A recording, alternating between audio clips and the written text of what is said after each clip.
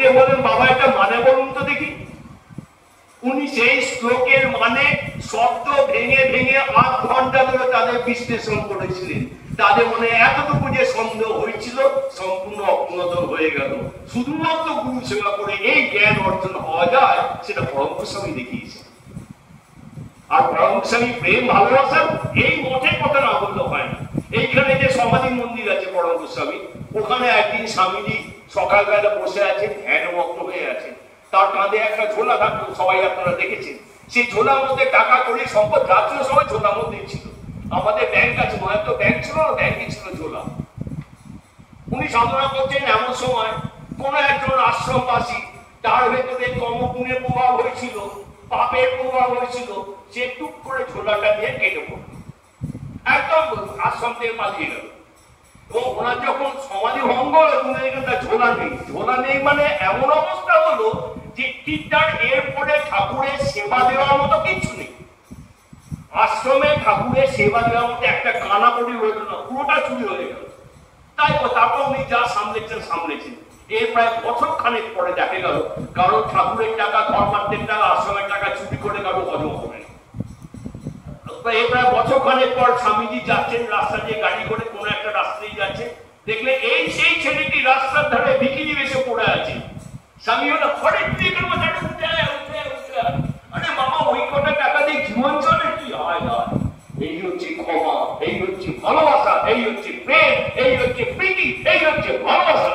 এই স্বামীজিরা আমাদের দেখিয়েছে। তাই জন্য স্বামীজির কাছে বারবার ঘুরে ফিরে আসে। শেষ ঘটনা বলে শেষ করবো, শুধুমাত্র সেবা করে কি ফল হয়।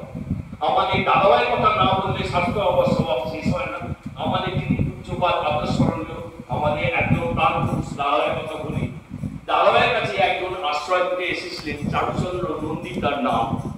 তিনি এসে বলেছিলেন, আমার বড় দুঃখ, আমার কিছু ভালো লাগে না, অফিসে যাই যেন মনে হয় মুখে আসে, আপনি কিছু ব্যবস্থা করুন। দাদাভাই তাকে বলেন, কেন তোমাকে বলেনি কেন?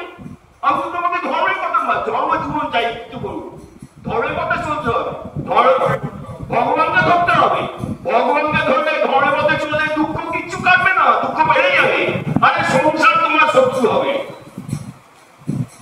তখন সে বললো, তাহলে কি ভগবানকে ধরে কোনো লাভ হয় না? তা কি করে বলবো, ভগবানকে ধরে কোনো লাভ হয় না? তখন দাদাভাই তাকে পথ দেখালেন, সেবার পথ দেখালেন, এবং তাকে জীবন তাকে দিয়ে সেবা করালেন। সে এমনই সেবা করেছিলেন, তার জীবনে শেষ 20 বছর তার নিজস্ব কোনো টাকা বলে কিছু ছিল, অথচ রোজ তিনি হাজার টাকার বাজার করতেন। দাদাভাই পরিবারে, দাদাভাই সংসারে, দাদাভাই আশ্রমে সমস্ত খরচা উনি করতেন, অথচ তার নিজস্ব কোনো পয়সা ছিল না।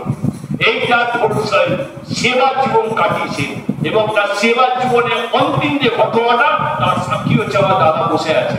সেটা বলি, সেবা করলে কি ফল হয়।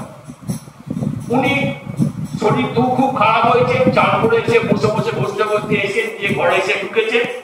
আমরা যেখানে সমাশ্রয় পেয়েছি সেখানে গুরুদেবের পাদচিহ্ন মাথায় দিয়ে আমাদের একটা জপ করতে হয়, সেটা ত্রিপির বলে।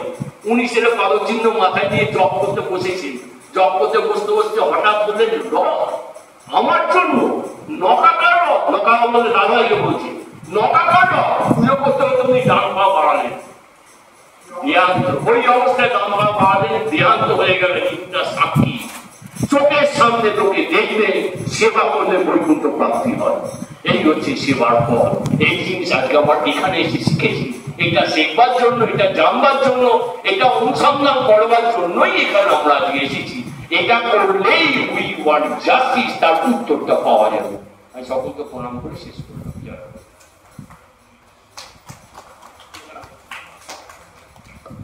আজকে আমাদের যে সভা কার্য চলছে